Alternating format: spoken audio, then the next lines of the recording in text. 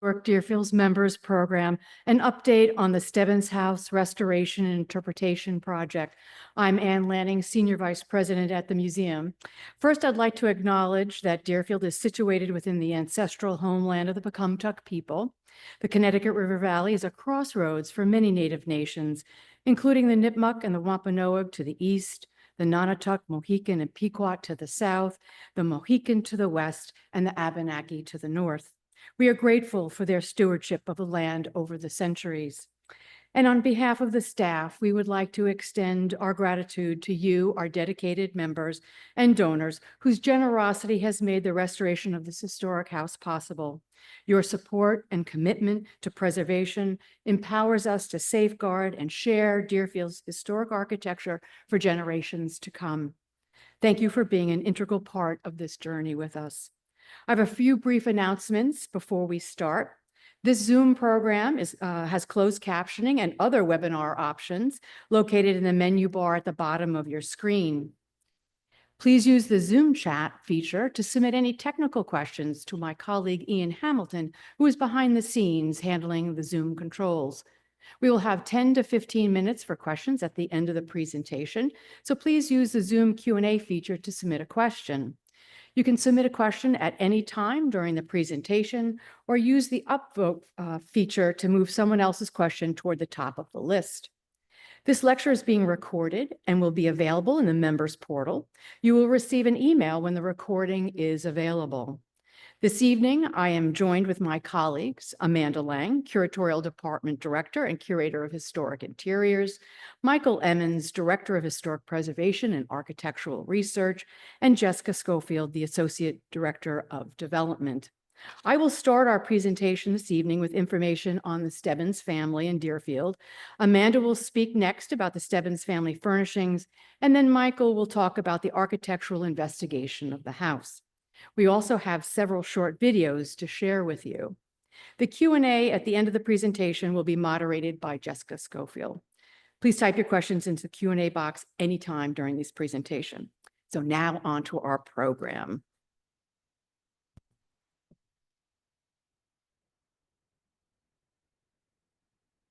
The Stebbins House Restoration and Interpretation Committee is a 7-member team. Amanda Lange and I are co-chairs, and committee members include Michael Emmons, Dan Souza, Associate Curator, Erica Gasser, Director of Academic Programs, Lauren Whitley, Curator of Historic Textiles and Clothing, and James Golden, Director of Museum Education and Interpretation. The committee started meeting before Michael joined the staff last August, and while we didn't want to get too far ahead from him, we decided to start exploring the Stebbins family history, their life in the house over time, their position in the community, what was happening in Deerfield during this time, what was happening in the region and the nation. Essentially, we needed to get to know the family that built such a forward-looking house, the first brick residence in Deerfield and Franklin County that was meant to impress passersby. Once we have a better understanding of the building chronology, we will decide on it, and we'll decide on a time frame to interpret the family and the house. We're then going to craft a compelling narrative for our visitors. So let me start with sharing with you what we know about the family. In 1790, when Asa Stebbins and Amelia Harvey married, they were in their early 20s. Over the course of their marriage, they had 13 children, 4 died in infancy, and 6 daughters and 3 sons lived to adulthood. 3 of their children were born deaf: Polly, Roland, and Sophia. Sophia died when she was 5 years old, and that's why we don't know much about her. I'll return to Polly and Roland shortly. In terms of finances, Asa was successful in 3 areas. First, he was involved in the lucrative stall-fed oxen trade, where oxen were fattened over the winter in their stalls on a rich diet of provender, a mixture of ground corn, peas, and oats, plus all the hay that they wanted.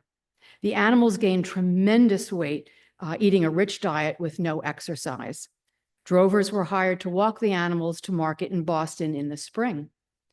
A notice in the Boston Intelligencer and Evening Gazette from 1821 informed readers that Colonel Asa Stebbins of Deerfield had an ox that weighed 3,300 pounds and stated that it was probably the heaviest ever raised and that Stebbins planned to exhibit it. Another notice said that same ox was so large that it had to be brought to market on a sled. The weight of this ox significantly exceeded what was considered the standard weight of fattened cattle. The stall-fed oxen trade was a market economy, and not everyone had the capacity to handle the financial risk involved. Prices fluctuated after the second decade of the 19th century. Fattened cattle farmers feared what Deerfield resident Elihu Hoyt wrote to his wife while he was in Boston in 1819. He said, quote, "I understand our cattle are in the market today, much to my regret. For 'tis said, there are many more than are wanted. Some say 150 head. If so, we cannot expect to get much for feeding them." In fact, after Elihu calculated expenses against what he earned from the sale, he indeed made very little money. The second area, Asa and his older brother Joseph were successful in operating a grist mill built in 1791 and a sawmill built sometime between 1797 and 1799 in the south part of town called the Bars. Their sawmill provided the lumber for building of Deerfield Academy. Their grist mill ground the provender for area farmers who were very particular about the fineness of this mixture for their fattened cattle. And lastly, over the course of his life, Asa purchased many parcels of land in Franklin County. At his death in 1844, the real estate was valued a little over $43,000, and the total estate was valued slightly over $56,000. In terms of religion, we know the Stebbins family supported settling Samuel Willard as the minister of the First Church of Deerfield in 1807. Willard was the first Unitarian minister in Western Mass, and not all of Deerfield supported his appointment. Asa was a member of the First Church Building Committee that oversaw the construction of the brick church in 1824.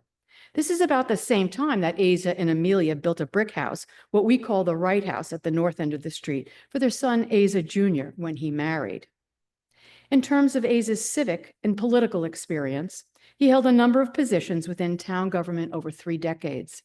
He was a selectman for 13 years, tax assessor for 3 years, justice of the peace for 15 years, town moderator for the annual meeting for 33 years, and he served as representative to the General Court of Massachusetts legislature for 11 years, where he promoted the building of bridges over the Connecticut and Deerfield rivers. In terms of military service, Asa was a colonel in the militia, and his son Henry was a captain in the Franklin Cadets. In terms of community activity, Asa was a founding member of the town's second social library in 1801. And we know that the family supported the opening of Deerfield Academy in 1799.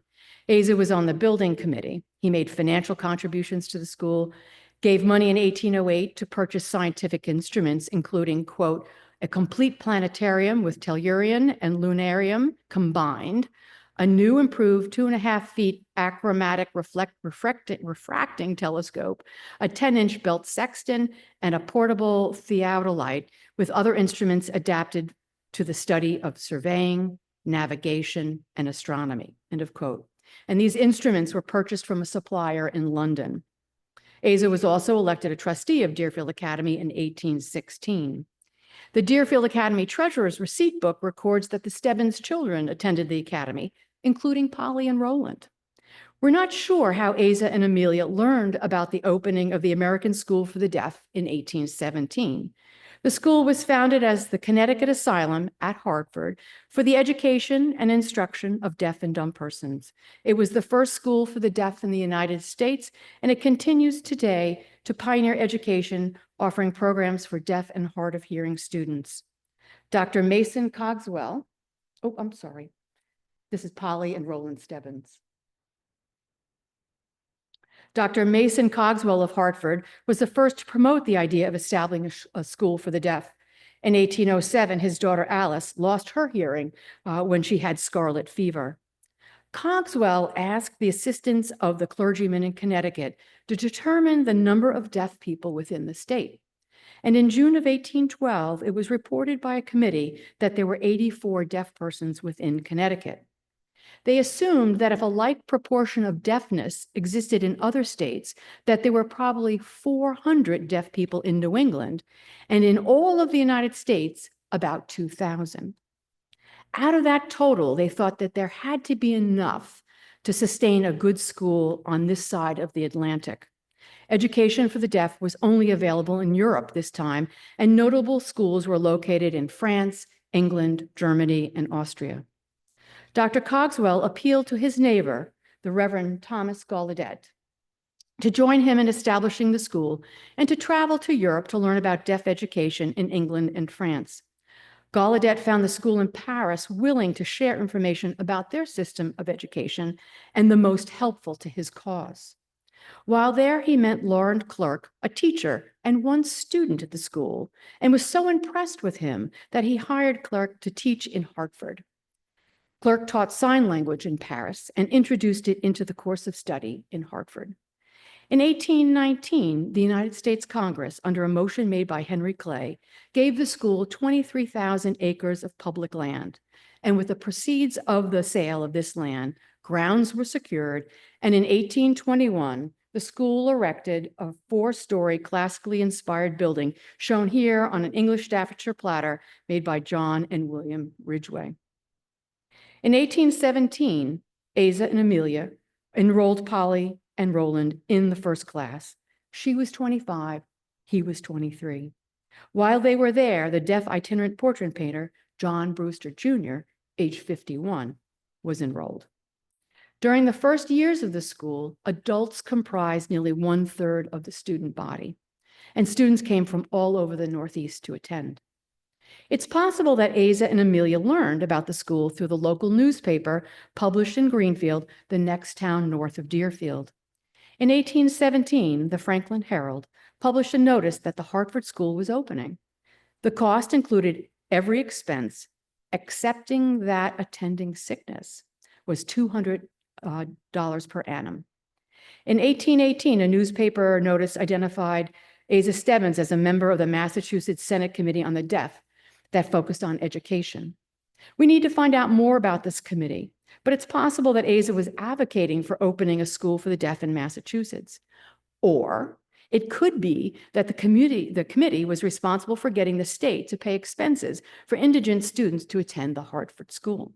Because the following year, in 1819, Massachusetts was the first state to allocate money, $4,000, towards tuition and living expenses for indigent residents to attend the school. Within 6 years, most other New England states were also making appropriations. About 5 months after the school opened, a curious notice appeared in the Greenfield newspaper that provides an important piece of information about the amount of time a student could expect to stay at the Hartford School. The notice states, "The young man lately in this town, Hartford, stated to be deaf and dumb from Hanover and a member of the Connecticut Asylum at Hartford, turns out to be a villainous impostor. The instructors in the asylum wish not to hold out to the public an expectation that shall not be fully realized. 3 years is the shortest time in which pupils can be taught to read and write language intelligibly, and in some cases, more will be necessary. This is a species of swindling and ought to be detected and punished." We know that interpreting deafness in the family is critically important. We need to learn more about the American School for the Deaf and Polly and Roland's time there. We know that friendships were made there and maintained after leaving the school, which helped create a network within the deaf community. Rebecca Edwards, a professor in the history department at the Rochester Institute of Technology and a Memorial Libraries research fellow, met with the Stebbins Committee to discuss her research on deafness in Deerfield. Professor Edwards said that Deerfield holds a particularly special place or significance within early American deaf history because 3 sets of siblings from Deerfield were enrolled in the American school during the first half of the 19th century. There's a lot more work to do, and we know there will be many more exciting discoveries made along the way. And now I'll turn the program over to Amanda Lange.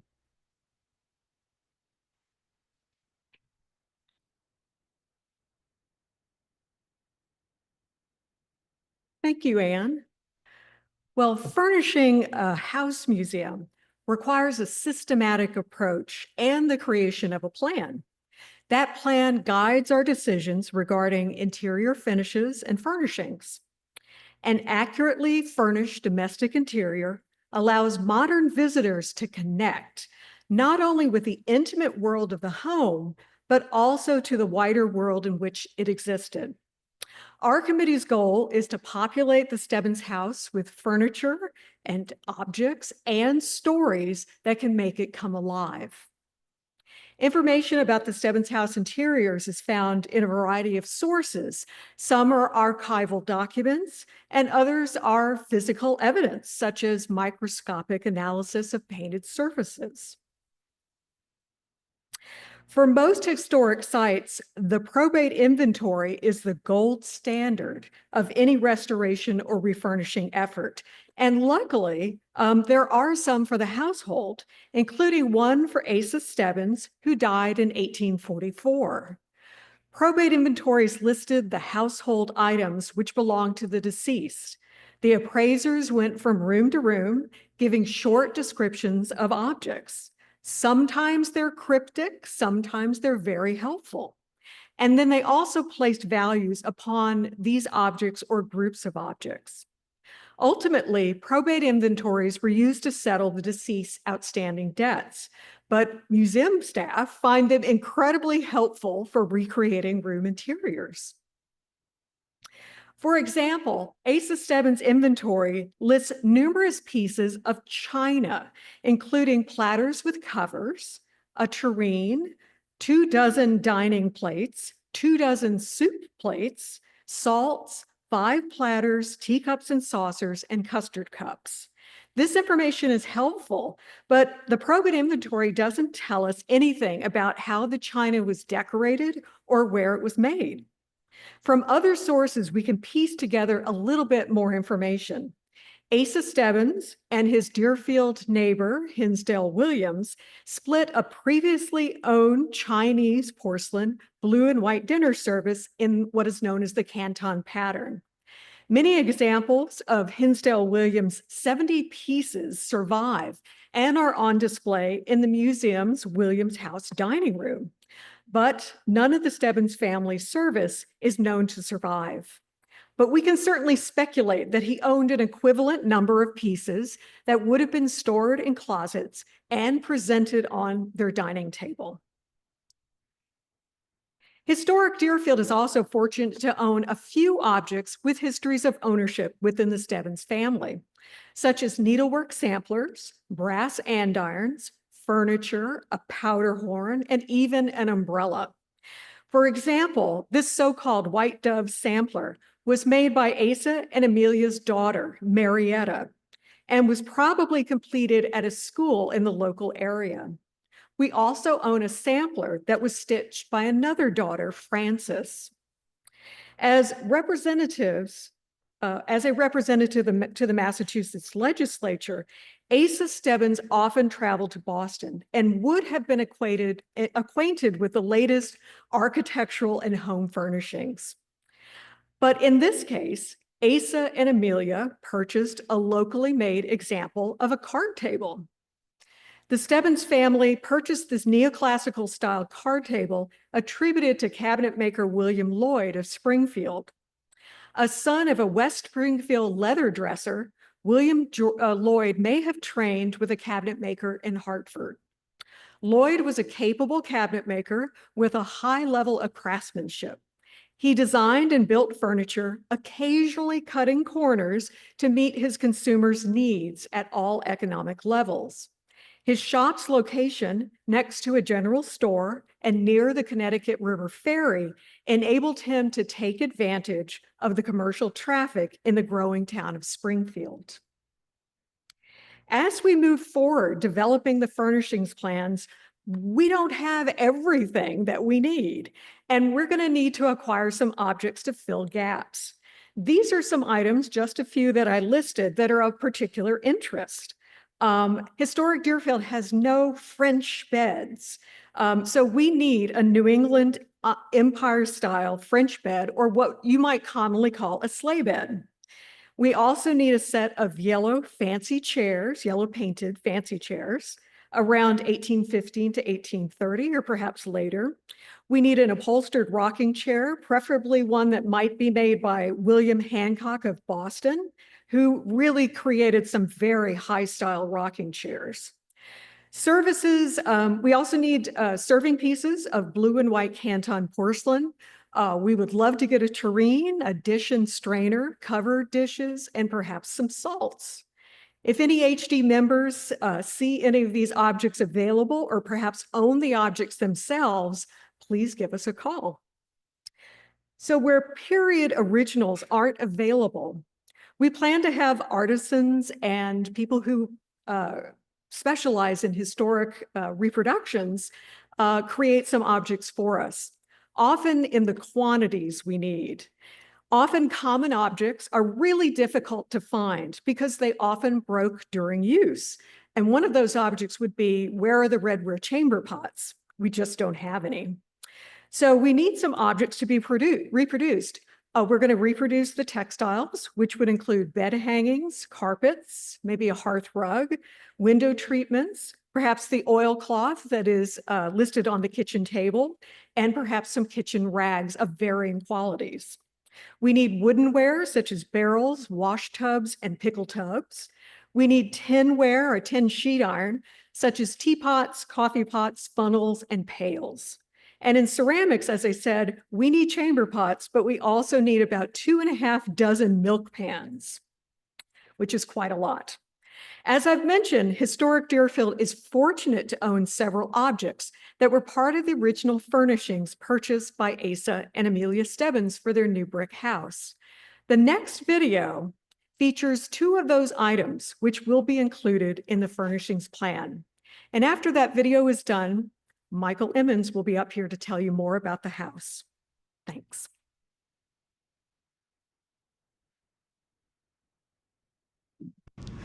Hi, I'm Amanda Lange. I'm the Curatorial Department Director here at Historic Deerfield, and I'm standing next to a very imposing tall case clock made by Aaron Willard of Boston. And this object was purchased by Asa and Amelia Stebbins around 1800 and was probably part of the furnishings that they included in their house when they first moved in to their new brick residence. This object also appears in Asa Stebbins' probate inventory of 1844, and at that time it was listed, being a very old clock, listed for about $15, which is still pretty expensive at that time. It's a very valuable object. So when this clock was purchased at auction, it was brought back here to Deerfield, and after it had been conserved, we were trying to find a place, the appropriate place in the house for it. According to the 1844 probate inventory, it was located in the north parlor. So Phil Zay and a conservator, Gary Sullivan, were trying to find the appropriate place in order to install it. This is a very top-heavy clock, so it has to be bolted to the wall. Once the weights are raised to this to this height, it's very prone to falling over. So usually, when you open up the case, you'll see a hole, and the hole is made for a bolt that's going to put it, it's going to attach it to the wall. So when Phil and Gary were looking for the appropriate place for this object, they were sort of moving it back and forth, but ultimately decided on the place on the north wall of the north parlor. And when they were trying to drill that hole for the bolt, they drilled, and they actually drilled into a hole that had been filled previously, thus discovering probably the exact spot where this clock was positioned within Asa Stebbins' house. It's the kind of moment that really gives you kind of a really fantastic feeling, and just really connects you with people from the past in a way that sometimes going through a historic house doesn't do. And I have an object here today that is kind of a rarity, is that this is an object that was actually owned by Asa and Amelia Stebbins of our Stebbins House. It's an interesting object in that it's made out of Chinese export porcelain, so this is something that needed to be imported all the way from China. Probably was made in Qingdacheng, which is a part of China, which is its primary porcelain making center, but it would have been purchased by perhaps maybe a friend or a supercargo of the Stebbinses would have been purchased in Canton which is now known as Lange. So it certainly would have been a very expensive object for the Stebbins family to own. At this time, and this object would date from around 1790 to 1810, this is something that the Stebbins family could have purchased maybe just before they moved into their new brick house in 1799.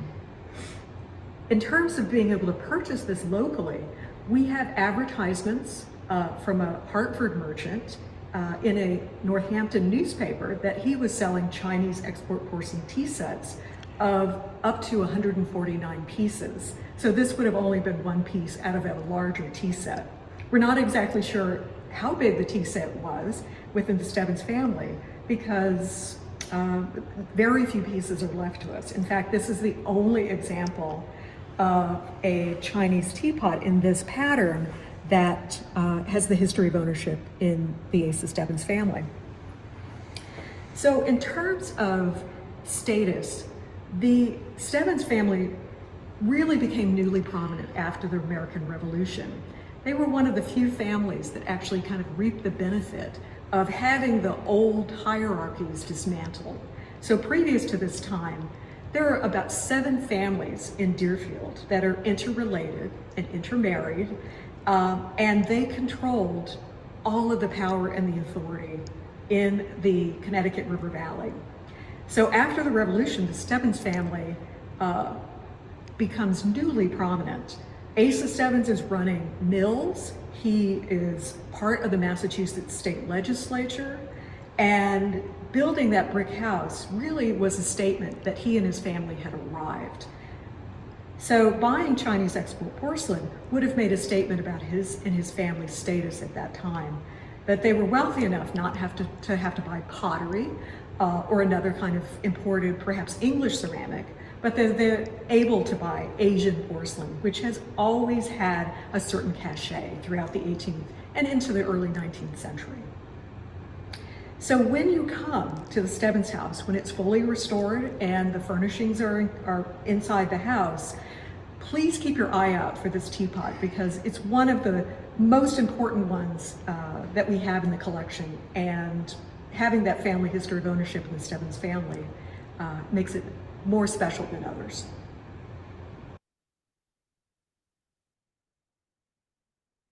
I'm Michael Emmons, Director of Historic Preservation, and speaking of museum objects with Stebbins family histories, obviously the largest and most important object in our collection is the Stebbins House itself. The architecture of the Stebbins House is really significant, especially in a rural context like Deerfield. In fact, an architectural historian in the 1980s called the Stebbins House, quote, one of the most intriguing vernacular buildings in New England and one of the most important neoclassical style buildings of the federal period in Western Massachusetts. As Anne mentioned, this was the first brick house in the area, and it features great transitional federal design. It has this striking flying staircase, extensive neoclassical plasterwork in the south parlor, some really interesting fireplaces and surrounds, and of course, the potential influence of architect Asher Benjamin is quite intriguing. So there are lots of great stories that can be told through the architecture here, and it's an exciting honor to be involved in the architectural study and restoration of this historic building. To that end, before my arrival even, we engaged the engineering firm of Silman to conduct structural assessments of the house overall, as well as the flying staircase specifically. We were pleased to learn that they believe the masonry walls to be reasonably stable overall, though they did identify some structural repairs that we'll need to address. In particular, the timbers in the rear L's chimney foundation are rotted and should be replaced, and the large joist under the main house should be better supported to prevent settling. The flying staircase is also structurally solid, though we're exploring ways we might subtly reinforce it. We're also in the process of considering the mechanicals and building systems, evaluating what needs to be upgraded during the restoration process. Our biggest question might involve the modernization of the heating system. It features mid-20th century baseboard units hidden behind colonial revival open grills, like the one you see at the top right. And in addition to not providing enough climate control for a building with modern collections objects, they have also caused regular soiling of the wall and ceiling surfaces above the heating units. Once major structural work and any systems upgrades are complete, we'll need to engage a firm to perform some masonry and plaster repairs and stabilization, including work on the impressive ornamental elements in the south parlor. Remains to be seen also how much brickwork and mortar repointing will need to be completed on the outside as well. But the foundation of any modern restoration project must involve a historic structure report, or HSR, to study all the historical clues a building can share as a historical document, while also looking for other structural concerns to address during the restoration. There's still a lot of unanswered questions about the Stebbins House, which we've been excited to investigate over the past few months. For example, a big question, which we've never fully resolved after several decades, is why is there a seam in the brickwork between the two main sections of the house, and what this means? Was one section built in 1799 and the other came slightly later? Or were they both built in 1799 and just awkwardly adjoined? That is a major question to resolve, one fundamental to the Stebbins family story, and we should do everything possible to answer it. Towards that goal, two of Historic Deerfield's former architectural conservators, Bill Flint and Eric Godoya, returned to perform dendrochronology in the rear L recently. Taking core samples from several exposed beams and floor joists in the L, the tree ring patterns were compared to previously established chronologies, and the results pretty clearly point to the year 1799 for the rear brick section. So we are now focused on finding evidence that might help us reveal whether the main front block of the house was also built in 1799, or whether it might have been built a couple of years later.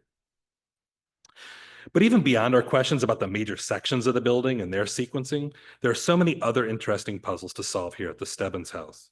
And we're finding a lot of clues that might help us better understand how the Stebbins family built and altered their house over the decades. Finding and studying these clues requires what's sometimes called building archaeology. We're carefully examining the brickwork, flooring, door trims, fireplace and mantels, paint lines, a wide variety of nail types, traces of lath and plaster, the roof framing, and so on. In short, a myriad of small clues that are essentially historical documents waiting to be discovered and analyzed. This information will help us better understand what the Stebbins home looked like during the various eras we might restore it to. This is critical information to consider, since the house would have taken on different appearances over time as the Stebbins family adapted their house for their changing needs. While I'm leading the architectural study myself, we are also engaging some of the leading practitioners in the field to help us with targeted investigations. To that end, we've already hosted Tom Reinhardt from George Washington's Mount Vernon, Myron Stashew, one of the leading building historians in New England, and Bill Flint and Eric Godoya, who have both joined me for multiple day-long investigation days in the house. In just a couple of days, architectural historian Kate Morrissey from the University of Delaware will be joining me to investigate the building further and also to create two measured drawings of the rear L's exposed framing. And with the wallpapers now removed, we were also very excited to have engaged Susan Buck, one of the nation's leading paint analysts, to perform a phase study of the historic paint and finishes throughout the Stebbins House.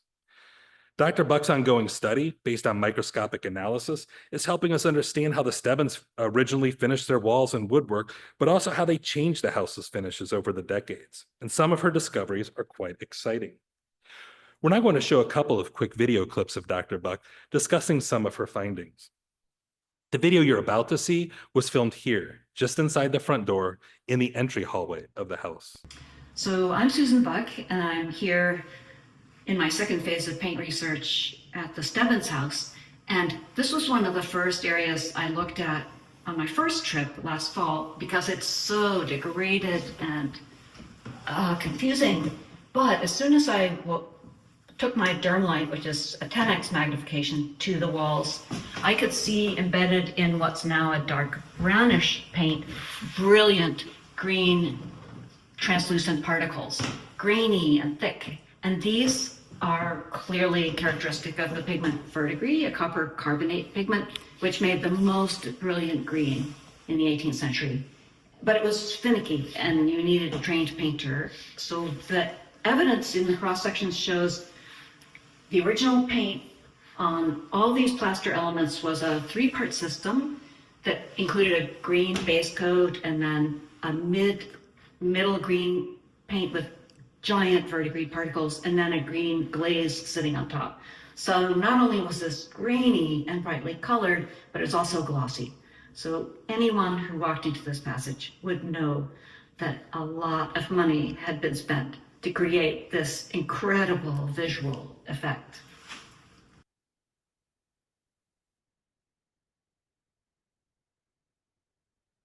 We're quite excited about this discovery, and we're already considering the possibility of recreating that 3-layer paint effect discovered in the hallway.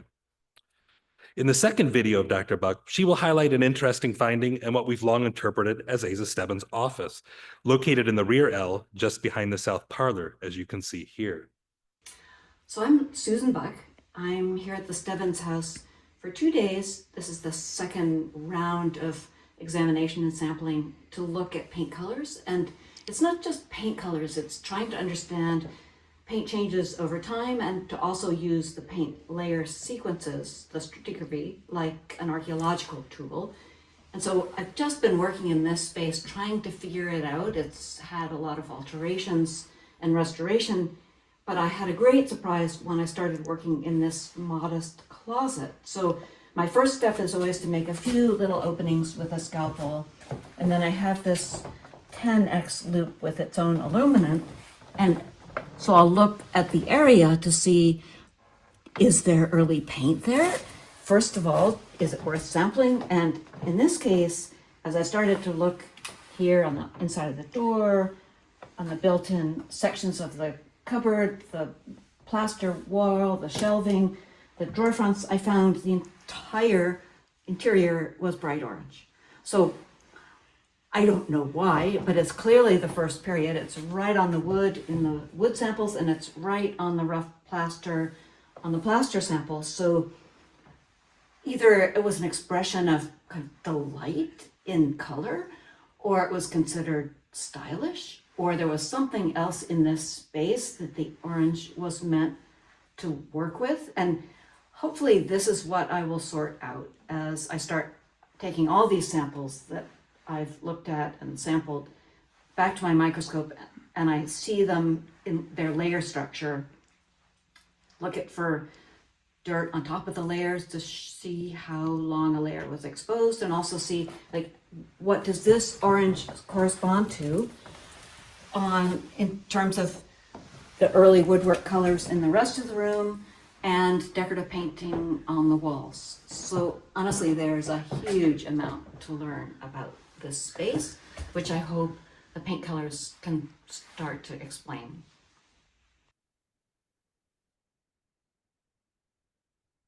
A very cool discovery. And so there's obviously lots to consider and research now about this exciting orange paint that we've discovered in the closet. And I'll show just one last paint discovery, which we're also really excited about.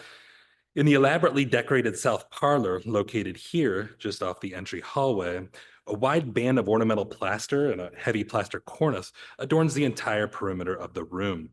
Here, Dr. Buck scraped away several layers of white paint to reveal that the entire frieze band, which provides the background for the ornamental swag and ribbons and rosettes, was a dark textured gray color. It seems to have been created by mixing dark gray pigment into the plaster finish coats. We're now beginning to investigate what might have inspired this color scheme. But whatever its source, this discovery will pretty dramatically change the appearance of the room during the restoration, when a dark gray band will likely now encircle the top of the walls, making the bright white decorative motifs really pop from the surface of the frieze band. Dr. Buck is still at her microscope studying all the samples from her last visit, and we're really quite excited to receive her final analytical report this spring. We're also excited to be planning some limited archaeology around the Stebbins House's exterior, likely to be conducted in May. We're specifically hoping to discover a builder's trench, or trenches, against the foundations of the house. With the help of staff archaeologist Claire Carlson, this dig could help us sort out the periodization of the 2 brick sections, but it could also turn up artifacts that help us better understand early life at the Stebbins House. We plan to allow the public to view this dig, so stay tuned for announcements about the specific dates for that event soon. In a couple of minutes, we're going to end this presentation with a video discussing a couple structural discoveries we've made over the past few months during our historic structure study. I thought I'd first set up that clip with some images that will help us make sense of the spaces you're about to see. Most of that video and the images on the next slide are from the historic kitchen, the location of which you can see here at the very back of the brick rear L. In particular, you're going to see this wall, which divides the kitchen from the dining room. And as you see in this drawing, that wall is currently solid with no openings between the kitchen and the dining room. Until a couple of months ago, that wall looked like this. It featured a 1950 50s paneled wall designed by Bill Gass and installed in the historic kitchen by the Flints when they converted the old kitchen into a living room for a rear apartment behind the museum house. We documented that wall with photographs and a measured drawing, and then with the help of Ernie Zurall and the facilities team, we carefully numbered the parts and disassembled it. You'll see what was revealed in the video. But as a teaser, I'll point out that in the dining room, on the other side of that kitchen wall, which you see here, we've suspected that originally it would have looked something like this, containing 2 doors, one to get into the kitchen and another perhaps serving as a china closet. Lastly, towards the end of the video, you'll see me talk about a space just inside the L side door, where there's an entry vestibule, the location of which is shown here. Until a couple of weeks ago, there was a 20th century wall here too, containing 2 doors, one to a small restroom and another to a narrow broom closet. However, in the past couple of weeks, we carefully removed that wall and the bathroom fixtures, exposing the brick chimney stack and board walls, as you can see here, that the restroom was built up against. This revealed very exciting evidence, though it's faint and it might be difficult to see well in the video. But on this wall, there are light traces of former stair treads here. And if we highlight the apparent position of each of those treads in blue, it looks something like this. It seems we finally discovered the location of the Stebbins family's original rear stairway to access their sleeping chambers above in the rear L, and probably where they gained access below it to get to the cellar beneath. It seems to have been a boxed-in, cramped, steep winder stairway, on the opposite end of the spectrum when compared to the impressive flying staircase in the front hall of the house. But this is the sort of key information that is being revealed by our forensic investigation of this building.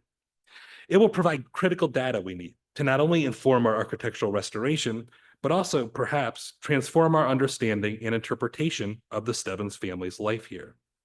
After this final video clip, we'll be happy to take your submitted questions. Michael Emmons, I'm the Director of Historic Preservation and Architectural Research here at Historic Deerfield, and we are in the rear L of the Stebbins house, so we're in the furthest back brick portion of the house in what was the historic kitchen, and it's where a lot of our building investigation has focused and revealed what I think are some of the most exciting discoveries as we try to figure out what the Stebbins house looked like and how it changed over time. And the historic kitchen was actually converted to an apartment by the Flints when they made the Stebbins house a museum building back in the mid-20th century.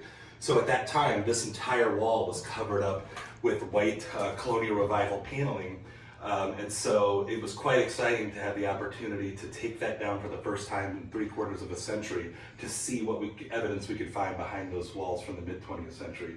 And so one of the big discoveries, which we're quite excited about, is this late 18th century framing, the original Stebbins wall that was revealed. And you can see these original wall studs, these plank studs with an old accordion lath fixed to them, and that's what would capture the plaster as they plastered the walls.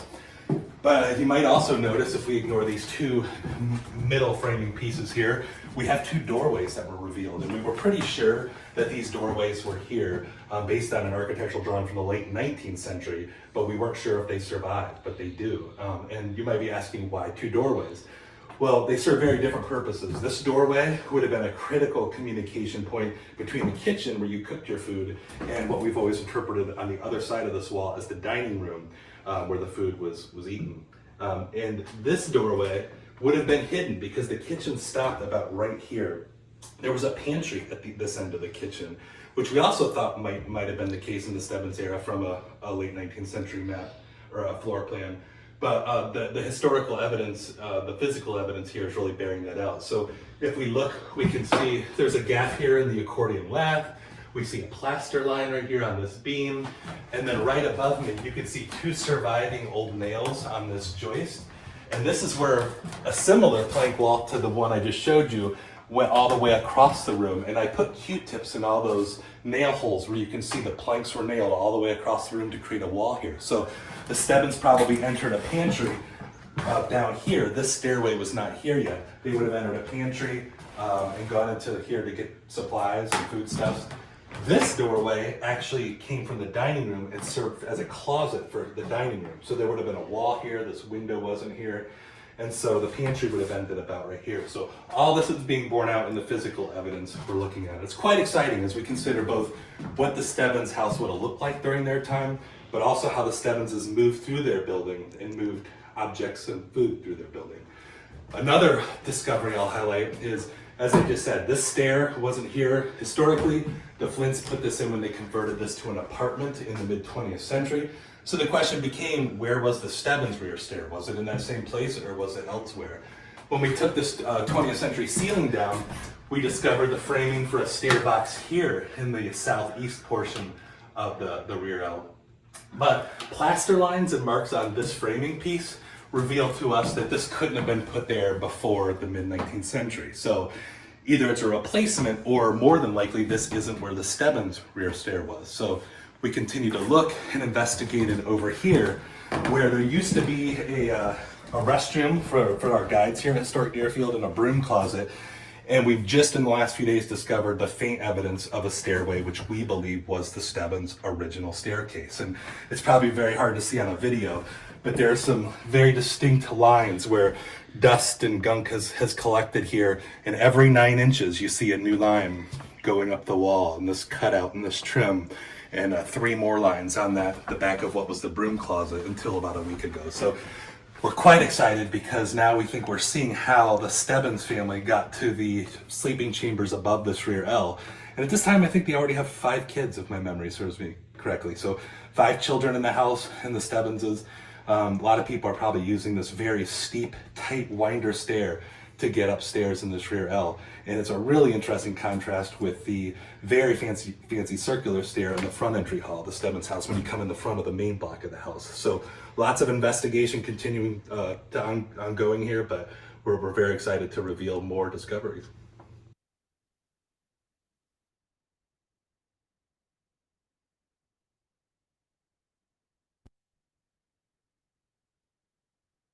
Hello, everyone. I'm Jessica Schofield, Associate Director of Development.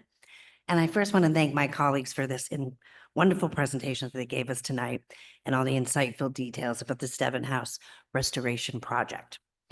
Now, if you have not, and I see you have not yet, now is the time to post your question to the Q&A section, which you'll find at the bottom of your screen.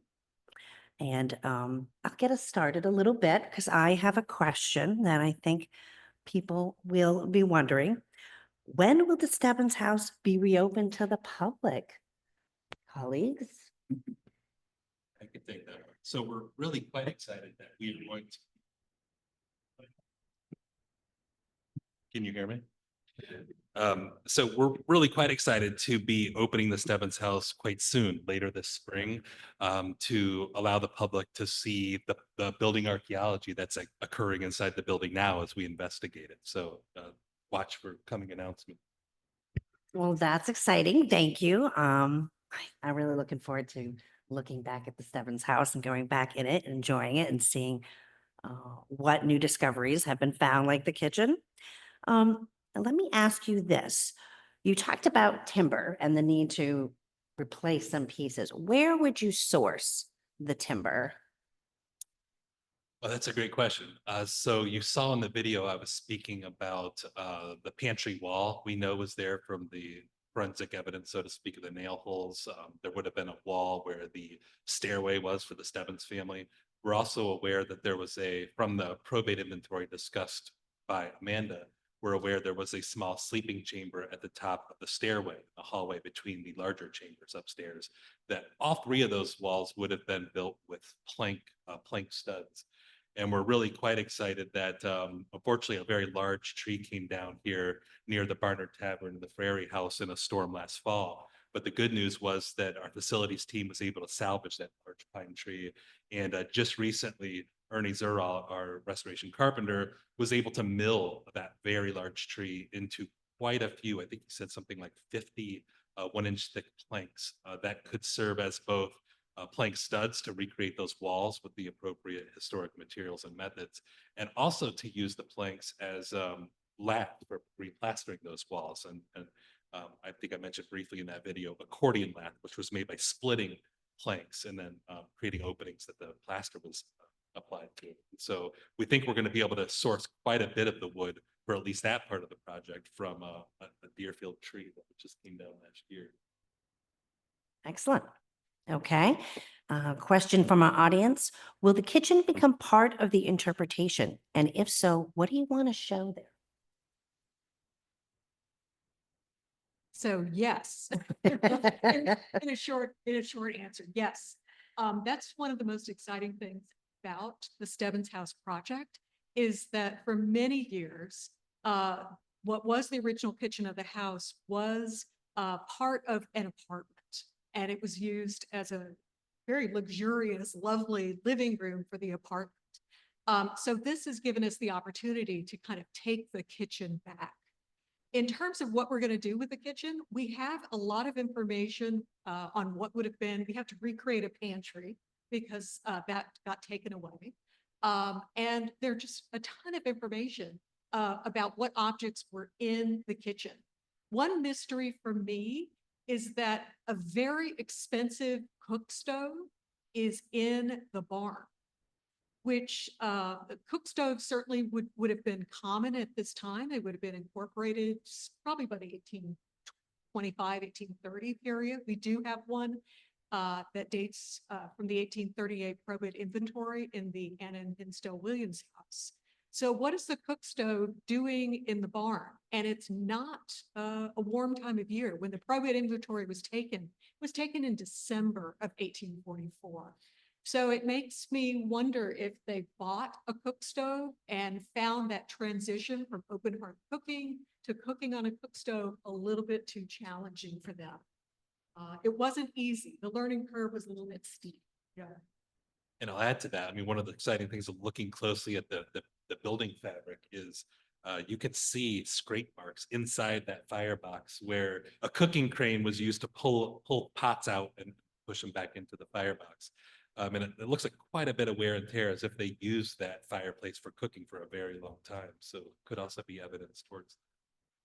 The other thing that's sort of upcoming on my list of things to do is I'm going to be working with Claire Carlson to try to determine more about the foodways of the Stebbins family. We'd like to recreate some faux food and do a fairly special dinner. I've never seen a house in Deerfield that has more ceramics and glass than this one, or never had the opportunity to really do it up. So they were really spending a lot of money on dining and dining to impress. So it's going to be very interesting to find out what they were eating, maybe about seasonality in the kitchen. But I think it gives us a great opportunity to sort of dive into other account books in Deerfield and find out what they were purchasing. Terrific. Now we have a couple of questions about the exterior of the building. One being that they heard that the brick exterior was painted or colored. Can you say anything about that? And would the exterior appearance that it currently has, will it stay as it is or will it be changed? That's a great question and one we're still very much considering. So yes, a lot of people are surprised to find that early American brick buildings contain washes that essentially served almost as a paint layer over the brick. And in the case of the Stebbins house, there's very clear evidence on both the brick and in a lot of the old mortar joints of an early red wash to give the building probably a more uniform appearance. So we know that there was an early red wash. There's also evidence of later white paint. We know there was yellow paint on the house when the Flints purchased it before they restored it. But there's also a really interesting 1867 photograph that shows what looks like probably just a untreated brick house, but with the blocking kind of surrounding the front doorway, as well as the belt course between the first and second floor that juts out a little bit from the brick wall, are both picked out in a really bright white. So we don't know what period that paint scheme occurred. So there's going to be a lot more study that needs to be done. Susan Buck was actually gracious enough to take a few extra samples on the exterior of the house, just so we can maybe take a closer look at what we're seeing there in that faint evidence on the bricks and in the mortar. And maybe that can reveal a little bit more information about the type of washes or paints that were applied. But it's also going to be a question for the whole committee as we consider what period we want to portray at the Stebbins house, or what periods, and how that might correlate with anything we do to the exterior to change the appearance or not. Great. Well, now talking about bricks, we have a question that asks, where did they source the bricks for the house since the local supply must have required a large number to build the academy and the Stebbins House? We know the answer. Where? So we bricks don't were know sourced. for sure, I don't think, but Ann and I have both looked into this a little bit, so Ann might be able to shed a little bit more light on some specific research she's done. But that's a really good question. And one of the intriguing things I talked about, the periodization question with the front block and the rear L, is there's different brick sizes in the two sections of the house, which may or may not be significant. It could be just a product of different burns in a kiln or a clamp, but it also might indicate two different sources for the brick or two different time periods for the construction. And so a lot of times brick was manufactured locally, sometimes even right next to the building site by digging local clay and firing it in clamps. But we do know that there was a source of brick nearby for the Deerfield Academy, which I think you've done a little research on. Right. In the Deerfield Academy Treasurer's Receipt Book, it indicates that a Mr. Cottle and his son from Conway were engaged in making the bricks for the Deerfield Academy building right there on the site. So we're not sure of who sourced the bricks for the Stebbins family house, but there's so many bricks involved. It's possible it came from a number of different sources. So it's still something that we're trying to investigate at this point. And if we didn't say, the reason it's significant comparing the Deerfield Academy building, the original one, which is now the PVMA Museum, is it was finished the year before the Stebbins House was completed. So if someone is digging clay and firing brick, it makes sense that they perhaps were going to the same source the next year. And in George Sheldon's History of Deerfield, he mentions that just several yards east of the Deerfield Academy building, that there was a brickyard there. We're trying to figure out who owned it right now, but there's some evidence of that. And it's really intriguing. I'll just throw in because the Stebbins brothers, Asa and his brother Joseph, owned a mill, and they're clearly providing building materials to other people in town, including lumber, stone, And stone. and later brick, at least. Joseph Stebbins, I think in 1816, advertises that he's got a brickyard and is advertising thousands of bricks and tiles for sale. But that's later than the period of the Stebbins House construction. But it does make you wonder where they're procuring brick. Okay. Here's another question. Privy sites are often a depository for material artifacts. Has the Stebbins outhouse ever been located? And if so, would evacuation be worthwhile? Unfortunately, we have not found the Stebbins family privy. Yeah.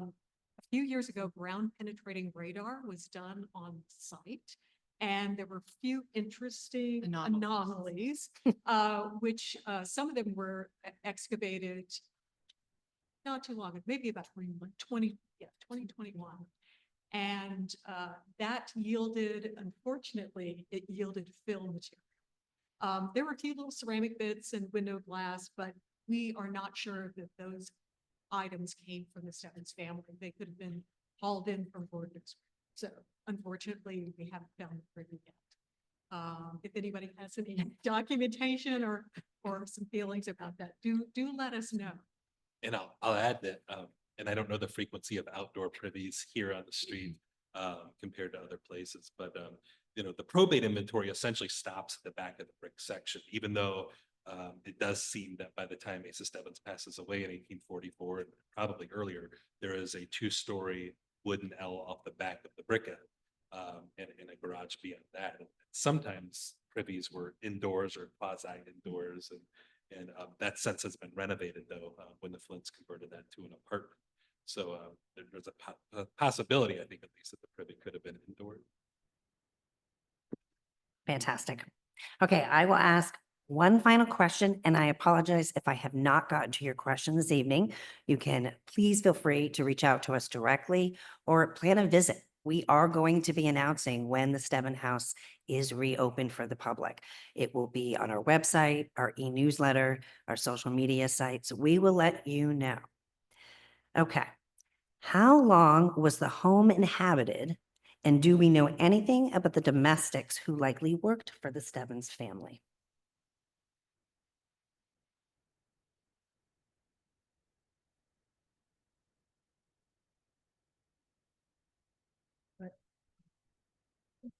I don't think we really don't really have much information on who was providing domestic support for the family at this point. We're still very early in on the project, and so we have a lot of questions that we're still exploring. Clearly, that's one of them too. Also, who was helping with their grist mill and sawmill operations? Just how many people were they employing in a variety of capacities? But as far as I remember from the census report, there, later when the Lambs occupied the house, not during our period with, that we're looking at in terms of the Stebbins family, I think in the census there were, But not part of, that's later than the. it is much later Later than- than in the period. Right. Well, thank you. Thank you all for joining us tonight, this evening. This presentation and the preservation and restoration of the Stebbins House, one of Deerfield's architectural treasures, is not possible without you. So we want to express our gratitude to all of you out there, our members who continue to provide us with the support that we need for these projects. I also want to remind you that tonight's presentation was recorded and registrants will be notified by email once it's available on our member portal. But before we go, I would like to highlight a few upcoming programs that I hope you'll join us for. On Sunday, March 30th at 2 p.m., we invite you to our third lecture in this year's winter lecture series, Tempus Fugit, Time Flies, Measuring, Perceiving, and Living Time in Early America. Our guest presenter will be discussing marking time during American Revolution. On Saturday, April 5th, we encourage you to take part in a special one-day conference, Engaging with the Legacies of Northern Slavery. This important program delves into the history and lasting impact of slavery in the North. Please note this is a ticketed event and all the details of our events are on our website. But finally, mark your calendars because on Saturday, May 3rd, we are kicking off our opening weekend. We are thrilled to celebrate the reopening of our textile gallery and unveil our new exhibition, Body by Design, Fashionable Silhouettes from the Ideal to the Real. Our beloved family program, Willy Wonders, the Heritage Breed Sheep, will also be running all weekend, both Saturday and Sunday from 10 a.m. to 4 p.m. And in addition, we are excited to present another new exhibition in the Flint Center atrium, Envisioning America, Deerfield's Academy's collection of paintings and drawings. This special exhibition highlights significant works of art from the Academy's collection. So we very much hope you'll join us. We appreciate you joining us tonight, and we hope you have a wonderful evening. Thank you.